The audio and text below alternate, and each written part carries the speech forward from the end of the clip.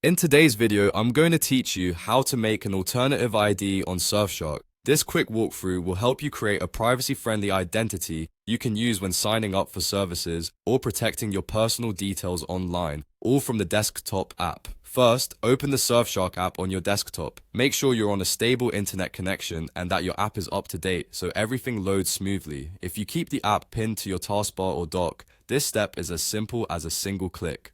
Once the app opens, give it a moment to initialize so the side panel and features appear correctly. Next, look at the side panel and click on Alternative ID.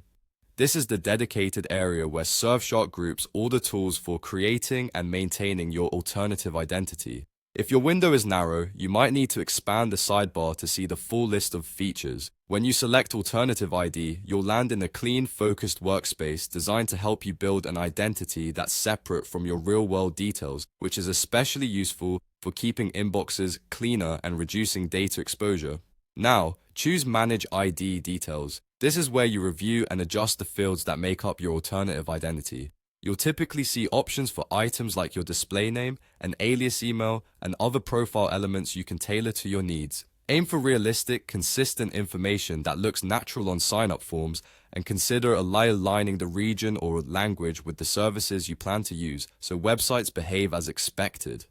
Keep in mind that the purpose here is privacy and organization. You're creating an identity that helps you avoid oversharing while still functioning smoothly online. While you're managing these details, think about how you'll use this identity across different sites. Consistency helps you remember where it's applied, and it makes troubleshooting easier later. Avoid including any sensitive personal data, and don't reuse real passwords or anything that could tie this profile back to your primary accounts. If you work across multiple devices, it's a good idea to periodically revisit this screen to confirm everything matches how you intend to use it. That's it.